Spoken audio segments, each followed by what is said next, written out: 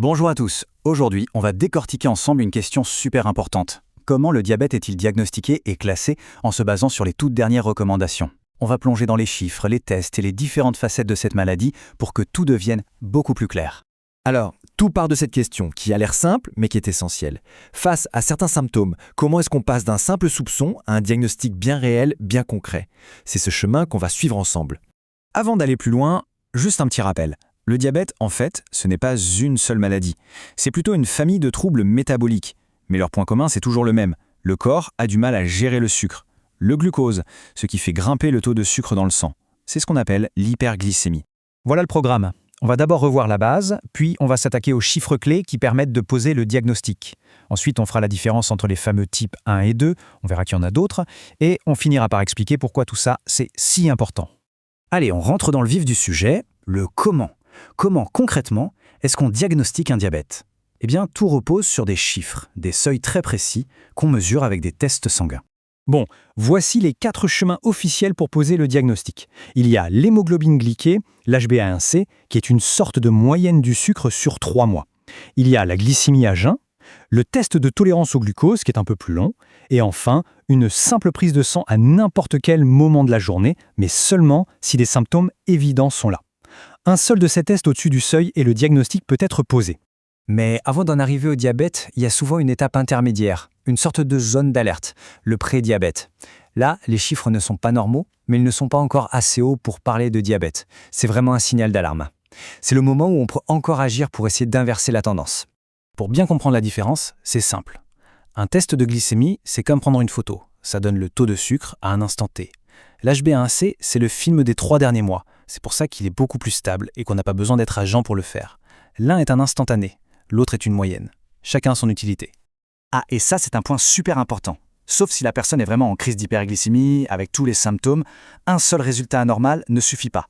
Il faut toujours confirmer. Soit on refait le même test un autre jour, soit on fait un deuxième test différent. C'est une sécurité, une double vérification pour être absolument certain du diagnostic. Ok, le diagnostic est posé. Maintenant, la deuxième grande question arrive. De quel diabète parle-t-on? Parce que diabète, tout seul, ça ne veut pas tout dire. Il faut savoir de quel type il s'agit pour choisir le bon traitement. Alors, les deux plus connus, c'est le type 1 et le type 2. Ils sont vraiment très différents. Le type 1, c'est une maladie auto-immune. Le corps attaque et détruit les cellules qui fabriquent l'insuline. C'est radical. Le type 2, c'est plus progressif. Au début, le corps devient résistant à l'insuline, elle fait moins bien son travail, et petit à petit, la production s'épuise. Les causes et les mécanismes n'ont rien à voir. En pratique, pour s'y retrouver, les cliniciens ont parfois des petits outils, comme ce moyen mnémotechnique ABBCC. Ce n'est pas un diagnostic en soi, bien sûr, mais c'est une sorte de checklist qui aide à orienter.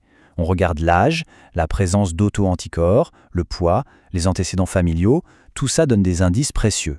Et ce qui est vraiment intéressant avec le diabète de type 1, c'est qu'il ne débarque pas d'un coup. Il y a des étapes. D'abord, une phase silencieuse, où le système immunitaire s'attaque aux cellules, mais le sucre dans le sang est encore normal. Puis, le sucre commence à dérailler un peu. Et enfin, la troisième étape, c'est le diabète déclaré, avec les symptômes. Comprendre ça, c'est la clé pour, un jour, peut-être, intervenir avant même que la maladie ne se déclare. Mais attention, l'univers du diabète est bien plus vaste que juste le type 1 et le type 2. Il y a tout un tas de nuances et d'autres formes qui sont aussi très importantes à connaître.